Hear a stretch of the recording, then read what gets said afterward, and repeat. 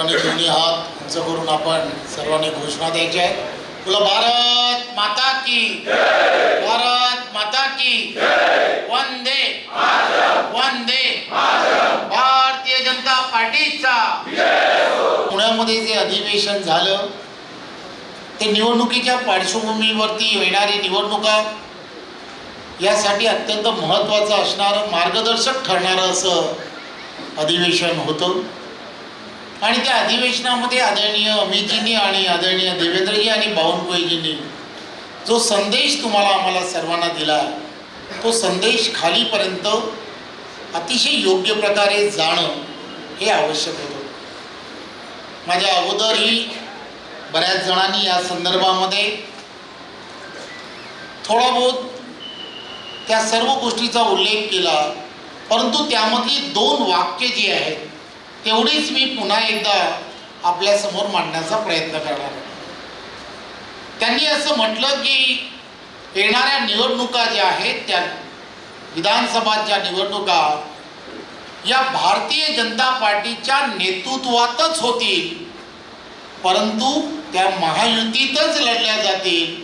हा जो संदेश आहे हा तुम्हाला आम्हाला सर्वांना लक्षात घेतला पाहिजे. पुन्हा पुन्हा त्या संदेशाकडे पाहिलं पाहिजे. आणि त्या संदेशामध्ये काय म्हटलं आहे की जो भारतीय जनता पार्टीला आवश्यक असणारा संदेश आहे, भारतीय जनता पार्टीच्या कार्यकर्त्याला आवश्यक असणारा संदेश आहे, तो संदेश त्या सभेच्या आणि त्या विधानसभेच्या अधिवेशनाच्या माध्यमातून त्यांनी दिला आहे. त्यामुळे भारतीय जनता पार्टीच्या प्रत्येक कार्यकर्त्याने आणि पदाधिकाऱ्यांनी या सर्व गोष्टीची खुंगाट बांधली पाहिजे की तुमच्या आणि आमच्याकडे जी मॅजिक फिगर लागते 145 ती आमच्याकडे नव्हती. ही 145 मॅजिक फिगर जी आहे, ही 145 मॅजिक फिगर जी आहे ही तुम्हा आम्हा सर्वांकडे असणं हे अत्यंत गरजेचं आहे. आणि म्हणून भारतीय जनता पार्टीच्या कार्यकर्त्याने प्रत्येकाने महायुतीला आवश्यक असणारी ही मॅजिक फिगर जी आहे या मॅजिक फिगरकडे जाणं हे अत्यंत गरजेचं आहे. आपण एक गोष्ट लक्षात घेतली पाहिजे की कार्यकर्ता म्हणून आपण एक गोष्ट काय लक्षात घेतली पाहिजे की आपण केंद्र आणि राज्याच्या असणाऱ्या या सर्व योजना ज्या आहेत या सर्व योजना या सामान्य माणसापर्यंत पोहोचतात की नाही याची आपल्याला सर्वांना कल्पना आहे. आपण एक गोष्ट लक्षात घेतली पाहिजे आणि सामान्य माणसाला हे पटवून दिलं पाहिजे. आदरणीय पंतप्रधान नरेंद्र मोदीजींच्या नेतृत्वामध्ये 2014 पासून आजपर्यंत सबका साथ सबका विकास हा मंत्र घेऊन आदरणीय पंतप्रधान नरेंद्र मोदीजी चालतायत. या देशामधील असणाऱ्या 80 कोटी जनतेला आपल्याला माहित आहे मोफत धान्य देण्याचं काम हे आदरणीय पंतप्रधान नरेंद्र मोदींच्या केंद्रातलं सरकार करत आहे. करोनाच्या काळामध्ये कुठेही जाती धर्म बघून करोनाची लस मोफत ही दिली गेली, कोणताही धर्म बघून दिली नाही. सबका साथ सबका विश्वास याच माध्यमातून दिली गेली.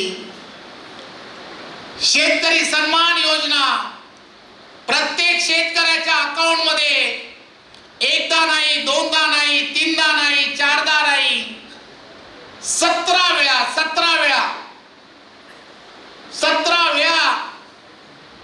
त्यांच्या अकाउंट वरती व्यवस्था केली. कोणता जाती धर्म बघून दिलं नाही.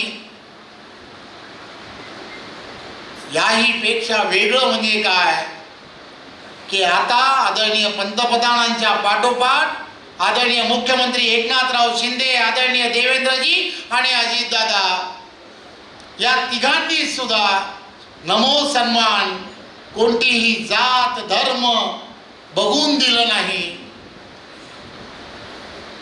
आणि आता लाडकी बहीण योजना सुद्धा जाती धर्म बघून दिली जात नाही.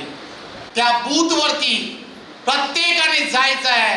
त्या बूथवरच्या 500 घरांमध्ये आपण आपला उंबरठा झळवून त्या उंबरठ्याच्या आत जाऊन त्यांना हे पटवून दिलं पाहिजे की तुम्ही केलेली ती चूक आहे, कदाचित ती गेल्या वेळेला केली असेल, पुन्हा पुन्हा करू नका. देशाला अडचणीत आणू नका, राष्ट्राला अडचणीत आणू नका, महाराष्ट्राला अडचणीत आणू नका आणि रत्नागिरीला सुद्धा आणू नका.